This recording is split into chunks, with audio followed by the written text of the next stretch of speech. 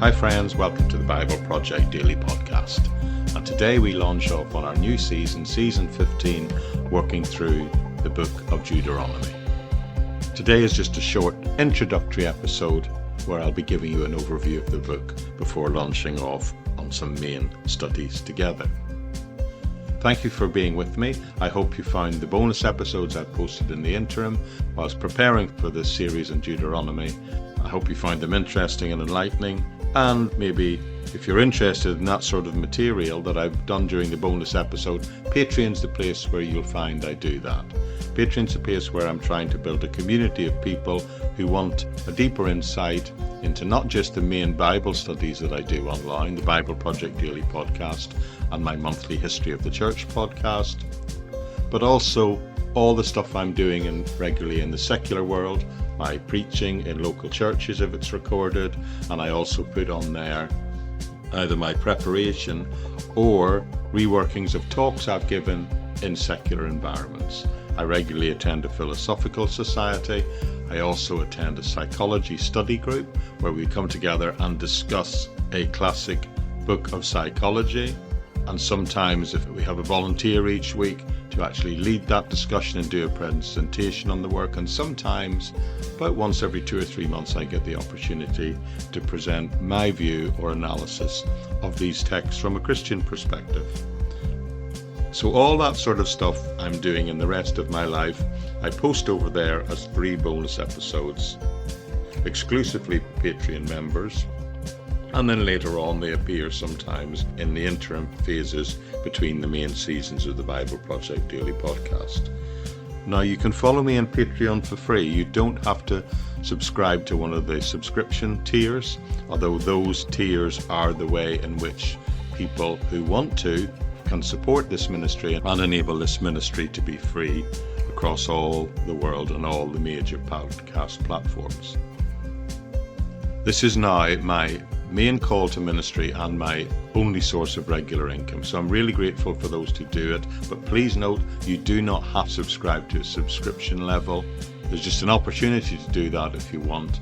But all the extra resources I'm putting on Patreon, pretty much all of them are available for free or made free very soon. But the main thing is just to say thank you to all those people around the world who are accessing this podcast and my other History of the Church podcast because they're finding it helpful. It blesses me to know that there are so many people around the world, well over 190 countries, listening to this podcast every day. So thank you to them, which of course means thank you to you. Now today I'm just going to do a short 10 or 15 minute introduction to this book of Deuteronomy that we're going to cover. I think it's helpful when studying any book of the Bible to have a little bit of an understanding about who the author is and, very importantly, who the recipients were that the book was being written to.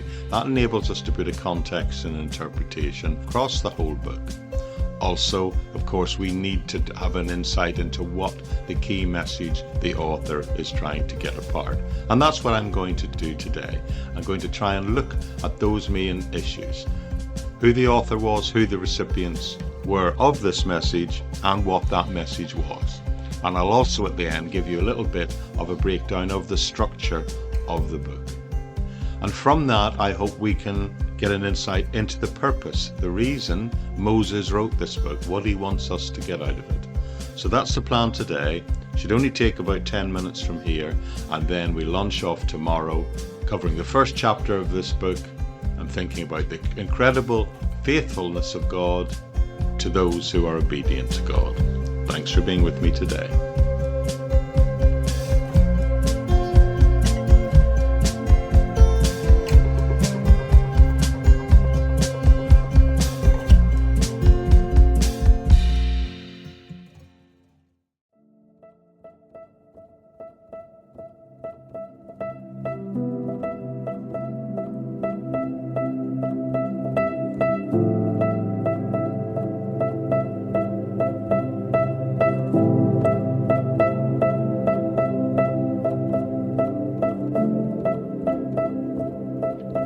Okay, welcome to the book of Deuteronomy. The subtitle I've given this book is the Book of the Obedience of God. Now, the title of this book, Deuteronomy, actually means technically second law, and that title comes from the name given to it when the Septuagint was created. That was the Greek version of the Hebrew Bible, the Hebrew Old Testament Bible, that was written around about 300 years before Christ appeared. The title, however, Deuteronomy, second law, is slightly misleading because in effect it doesn't actually contain a second law. It is in fact the reinstatement and the explanation of the law previously given to Moses and thereby to the people. It's identified therefore as a book of remembrance and retrospect, reminding people of the law that had been given by God to his people, but a book which shows that new hope could be obtained through the spiritual experience of aligning their life with obedience to that original law. Now, the book itself in the text indicates that it was Moses who wrote it. Deuteronomy chapter 31 verse 9 tells us so. Now, there are also various first-hand references to Moses' experience that we see throughout the text as we'll work through it. We'll hear Moses talk about what happens in chapter 5, chapter 9, and chapter 25. But it's also worth noting that other books of the Old Testament also attribute the book to Moses himself. And of course, we can't forget that Jesus himself indicated that Moses was the author. That, for me, of course, is the most compelling piece of evidence that Moses wrote this book. Jesus himself declared so in Matthew chapter 19, verse 8. And then you also have the fact that church tradition, rolling on from the early apostolic church leaders and the church fathers, that they all passed on that belief, which for me confirms it also. Now, some would question the fact that Moses wrote the book by simply stating, well, Deuteronomy chapter 34 records Moses' death, so how could he have recorded his own demise? Now, that shouldn't be considered a problem because we actually understand, and the traditional view is held and has been held for thousands of years, that Joshua actually scribed the book from Moses' own first-hand account, and that he thereby closed the book by writing the account of Moses' death, doing so shortly after he died. Alongside, actually, we do see various other editorial comments that are recognized by Bible experts as having been added to the book by the scribe, or in this case, Joshua. The other important thing, as I said in the introduction, was to think about who this book was written to, who were the recipients. Now, the events in this book of Deuteronomy, they're seen to take place on the plain of Moab, due east of Jericho, just across the Jordan River. We are told that in both Deuteronomy 1, verse 1, the very opening verse, and again in 29, verse 1. But it's interesting to note that what's described here cover a period of only about 1 month. We know that from chapter 1, chapter 34, and Joshua, when he's referring to these events in chapter 5, 6, verses 12 of his book, also confirms that. The approaching death of Moses probably provided the initial basis for the renewal of the covenant being revealed again and discussed. Moses' role had been so significant that for many people, Moses and the covenant, in the minds of a section of certainly probably the older people, they almost seemed inseparable. And naturally, some might have thought upon his demise, perhaps this meant the end of this era. Now, the book was likely written at the very end of this 40-year period of wandering in the wilderness described in the previous books of the Pentateuch. So thereby, people who try and date this book would suggest it's written about 1407 BC, before the birth of Christ. So what that means is this book is written to what some have called the second generation, a new generation that, having grown up 40 years after the events described in the Exodus and had seen Moses become an old man, which was there for the reason that this is repeated and explained. The law that was given to the people needed to be re-given, in a sense, to this new generation before they entered the land of Canaan. This new generation needs to be taught, or at least reminded, about God's law before entering the land. This principle of reminding people of important events of the past remains to this day. Events like the Second World War, the Vietnam War, the Holocaust, the lessons learned need to be and are often represented so that those lessons learned and those are not forgotten by a new generation. But what's the message of the book? Well, after receiving the law, originally at Mount Sinai, we know that Israel spent about 40 years in the wilderness region between Sinai and Canaan. The instructions given in this book is that which was recorded in the last weeks of Moses' life, whilst Israel is actually camped on the plain of Moab, preparing to enter in and conquer the land. Again, this has been described from Moses' words by Joshua. But the book of Deuteronomy is much more than just a plain repetition of the law previously given. It is also what we would call today an exposition of what it means. It reinstates the commandments of the law, yes, but with a renewed and some might say more focused, practical emphasis. The law, recorded in Exodus, Leviticus, and Numbers, gives very clear legal requirements. But Deuteronomy does not lessen any of those requirements, but it adds into the mix the insight that Israel's nation must have more than just legal correctness underpinning it. It also must have relational and spiritual tenderness underpinning it, almost a warm affection underpinning the application of this law. The covenant promise is the basis of Deuteronomy, but the relationship between God and his people within that covenant and how that covenant needs to be underpinned and revealed as one that absolutely at its core must hold love. The sovereign love of God towards his people should be seen as that which produces the response of obedience out of love to God, not the blind following of just rules. The previous generation had sworn covenant loyalty to God at Sinai, but still we see, and it has been revealed, that they have failed him badly. But now that this new generation had come along, and that this new generation were about to enter Canaan after 40 years of wandering in the wilderness, the covenant was reminded and renewed here, allowing this generation of people, this new people, to also give that fresh pledge of obedience to God, some might say in a more personal, intimate way. So the structure of the book is actually fairly straightforward in the sense that its literary structure is quite simple. It records what Moses says to the people in the plain of Moab in a series of messages. Deuteronomy style is that style of a preacher rather than just a cold lawgiver. Its emphasis is that the people should keep God's law because they want to know how to love him better, not merely because they're required to do it by legalistic covenant, but it should arise out of a perspective of love.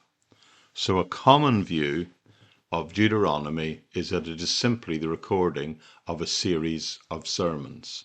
Now, there are different views on the number of sermons contained with it. I'm going with what I believe is the correct and also the most popular view, that there are 3 main sermons in it. The first sermon is the appeal for obedience based out of the events of history I've seen. This first sermon covers chapter 1 verse 1 through to chapter 4 verse 49. The first 3 chapters re-examine the wilderness journey, and then he concludes that chapter, that initial sermon, if you like, with an exhortation and encouragement to remain obedience. The second sermon, the longest of them, preachers love this one because it gives them license to preach a big sermon, because Moses was seen to be someone who preached a big sermon, because this one goes on for 21 chapters from verses 5 verse 1 to verses 26 verse 19. And the theme of it might be described as the legal basis for obedience. So again, people are reminded from chapters 5 to 11 of the basic commandment, and then he unpacks that in a series of points, much as a preacher today would give a 3-point sermon with the specific legislation itself, examining each part of it one by one. And that is covered from chapters 12 to chapters 26. And then the third sermon sits more in the tradition of what we would today call a prophetic message, a prophetic exhortation for obedience. And that's the last 4 chapters from 27 verse 1 to 30 verse 20. So the covenant is renewed by command in chapter 27, and then in chapter 28 there's this passage often taught on as a separate section on blessings and cursings, and there is a final concluding charge, if you like, in chapter 29 and 30. Now that's not the close of the book. The transitional details of what will happen following Moses' death are also revealed and discussed in the closing chapter of the book, chapter 31, where we are introduced to Joshua and the law, and then there's this closing exhortation called, in chapter 32, the Song of Moses, and then the blessing of Moses is chapter 33, and then the book closes in chapter 34 with the death of Moses. So that's the structure of the book. That's how the message is given. But any message needs to have a purpose. So what is the purpose of this book? We're going to spend 40 days in it. What does it want us to get out of it? Well, I think clearly, first of all, the purpose of Deuteronomy is for Moses, is fueled out of the desire of Moses to address the children of Israel before he dies, before they enter the land. He himself is not going to enter the land. Joshua will. And he again finally wants to remind the people, urge them to obey the Lord, saying that if they do so, they will indeed be blessed. But if they do not, they will be cursed.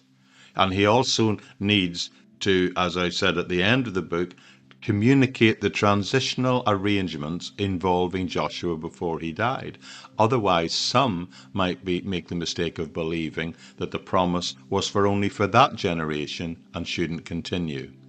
Joshua in this book is going to be seen to be appointed as Moses' successor, both in a public ceremony in Deuteronomy 31 through 34, but also prior to that in a little private tent meeting with Moses himself. The succession of human leadership is not seen to be the result of a power struggle, not even the result of some sort of democratic process. It is seen very much as a matter of divine appointment. And this is a sense in where the church differs slightly from how the world might approach things. Furthermore, instructions are given regarding the authentication of the actual text of the law. General instructions are given for the covenant renewal and the procedure that is to be followed into the distant future. In Exodus and Leviticus, God speaks to Moses, but in Deuteronomy, it's interesting to see that we begin to see God speak directly to the people. So this sits in a series of books, the 5 books of the Pentateuch, in which we see a change, a development, a fulfilling of God's sovereign communication with humanity and the way in which it's changed and developed. In Genesis, we pretty much saw just a sovereign God who does what he wants to do and elects. In Exodus, we saw that God begins this process of redeeming people through the law, thereby bringing them into a more intimate, personal, sort of relationship between him and his people. In Leviticus, we saw the Holy God continue that process by revealing the way God sanctifies his people. And in Numbers, we saw this added dynamic coming in the sense of how a faithful God, as part of that process, must and need discipline his people where it is appropriate. And then finally in Deuteronomy, we see God revealed as the gracious God who reminds and instructs his people over and over again. So in summary, Moses wrote Deuteronomy to remind Israel of what God had already said and done, and encourages them as the new generation to continue to obey God. And then at the close of the book, he will turn over the leadership to Joshua. And in that, God will be seen to bless the obedient and discipline the disobedience. Obedience, therefore, is revealed as the way of continuing in the blessings of God.